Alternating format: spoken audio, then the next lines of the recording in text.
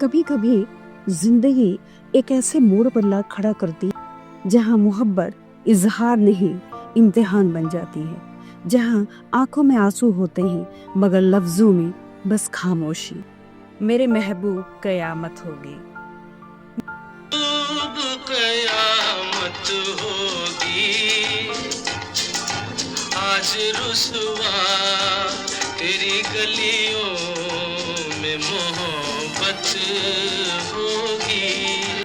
और उस खामोशी से जन्म लेता है एक दर्द भरा नगमा। यह वो गीत है जिसमें एक दीवाने की टूटती हुई उम्मीदें, उसकी बिखरती मोहब्बत और उसकी न मिटने वाली वफा सब एक साथ गूंजती है। यह गीत वर्ष 1964 में बनी फिल्म मिस्टर एक्स इन बॉम्बे के लिए रचा गया था। इसके गीतकार थे आनंद बख्शी एवं असद भोपाली और संगीतकार थे मशहूर युगल लक्ष्मीकांत प्यारेलाल जी।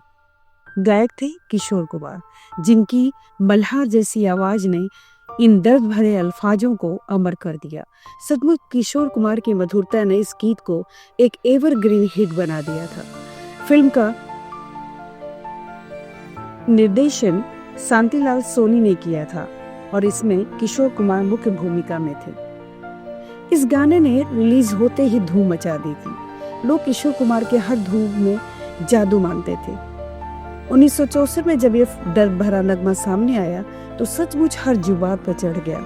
ऐसा कहा जाता था कि किशोर कुमार के गाए हर गीत में आत्मा रहती है और इस गीत ने भी युवा दिलों में गहरी छाप छोड़ी। संगीत की दुनिया में इसे एक सदाबहार ट्रैक मान लिया गया है। यह गीत आज भी किशोर कुमार के सौसिक गीतों में गिना जाता है, क्योंकि इसके बोल और धुन दोनों ही सदियों से भी आगे भावनात्मक एहसास जगाते हैं। मूल गीत की गहराई और किशोर कुमार की अद्वितीय अभिव्यक्ति ने इसे सदाबहार बना दिया है।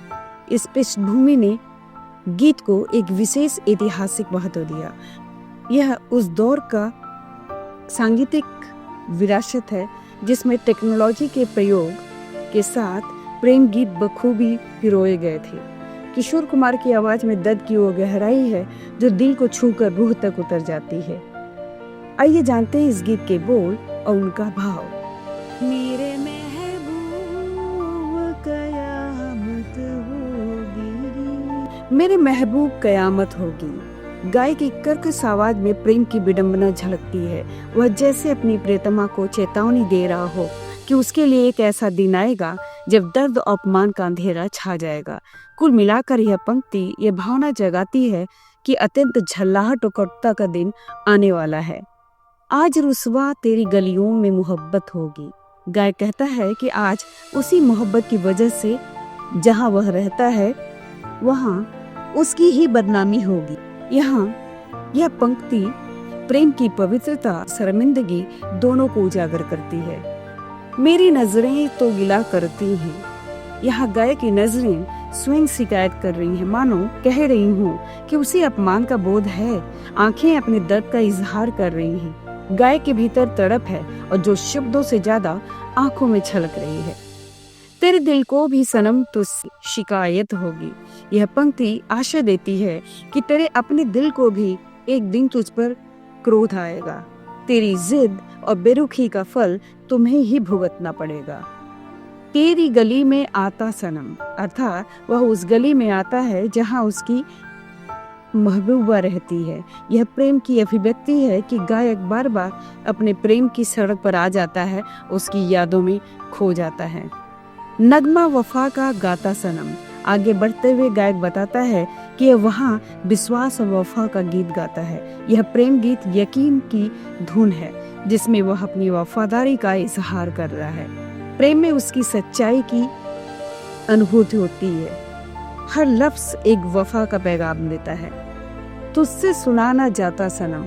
इस पंक्ति में झलकता है कटु अनुभव। गायक कहता है कि प्रियतम से उसने कुछ सुनना ही असह्य पाया, शायद किसी तकरार या ठुकराने की बात, जैसे कोई सदमा हो जिसकी ताजगी सुनकर उभर रही है। यह दर्द गाय की आवाज में शिद्दत से साफ सुनाई देता है। फिर आज इधर आया हूँ मगर ये कहने में दीवाना। यहाँ कड़वे एहसास की पुकार है। यह उसी तीव्र छलकते जज्बात की घोषणा है जब वो मदमस्त होकर बुला रहा है कि अब तुम्हारे घर आकर एक बात कहनी है। खत्म बस आज ये वहशत होगी। अंत में गीत कहता है कि आज ही अंत होगा इस कहर का। वहशत यानी तीव्र क्रोध या दुख की घड़ी खत्म होने वाली है। यह उस विचित्र संकल्प की ओर इशारा है जब गायक कहता है कि अब उस दर्दनाक सफर की नैया डूबने वाली है। कुल मिलाकर इस चरण में प्रेमी अपनी पीड़ा का इजहार पागलपन की कगार से करता है, मानो अंत की घोषणा कर रहा हो। मेरी तरह तुम आही भरे। तीसरे अंश में गायक आशा की किरण दिखाता है कि एक दिन वे दोनों समान हो जाएंगे। यह बयान उसकी बदलती भावना का परिणाम है कि जब वह चाहता है कि सोहा को भी वही दर्द झेलना पड़े जो उसे हुआ है। तू भी किसी से प्यार करे और रहे वो तुझसे परे। पर शायद सबसे तीखी पंक्तियों में से है ये पंक्तियां जब गायक अपनी शिकायत करता है और यह कामना करता है कि तुझसे भी कोई प्यार करे, लेकिन उससे प्यार करने वाला उससे दूर ही रहे। अर्थात जैसे उसने कसम खाई, यदि तुमने मुझे तड़पाया है तुम्हें भी वही झेलना होगा। यह बैर की परिणति की पंक्तियां हैं जिसमें वह प्यार की कसम को विदाई में बदल देता है। तूने उक सनम ढाए हैं सितम, तो ये तू भूल न जाना कि न तुझ पे भी इनायत होगी। यहाँ गायक अपमान की लकीर खींचता है। वह कहता है, ओ सनम तुमने मुझे कष्ट दिए हैं, ये बात तुम भूलना मत कि तुम्हारे साथ भी कोई रहम नहीं करेगा। अर्थात उसने जैसे सितम ढाया उसी तरह अब कभी उसके साथ भी दया नहीं होगी। यह आखिरी चेतावनी है कि उसका दर्द उसे सबक बना देगा।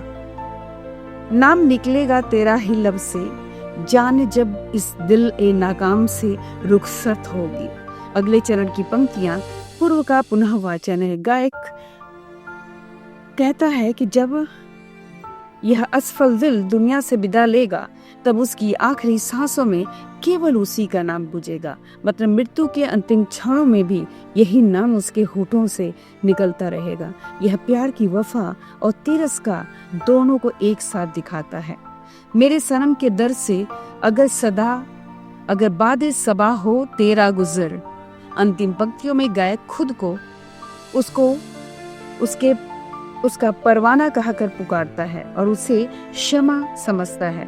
वह बोलता है कि अगर सुबह की हवा भी तुम्हारे पास से गुजरती है तो उससे पूछ लेना कि मेरा हाल क्या है।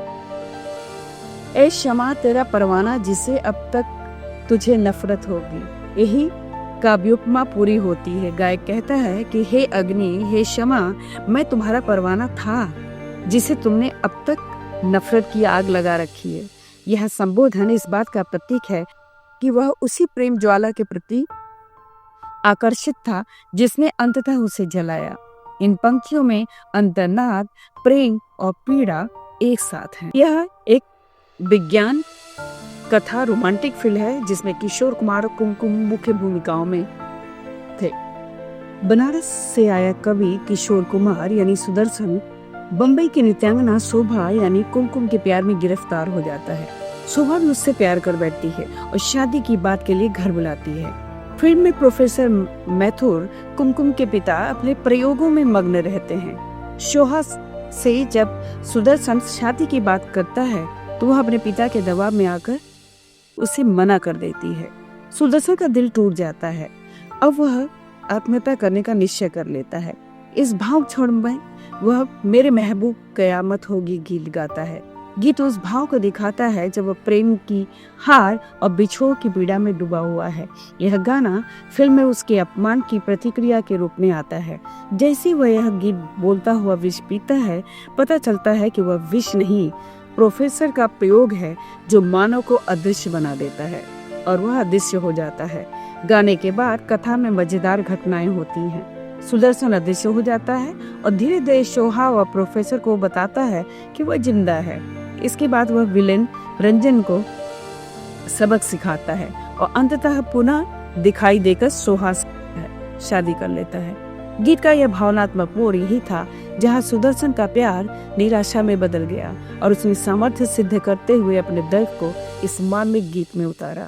मेरे महबूब कयामत होगी अब भी लाखों प्रेमियों की प्लेलिस्ट में शामिल है। इसकी दिल को दहला देने वाली धुन अपने और सच्चे दर्द के इजहार को समय के साथ और निखरता हुआ लगता है।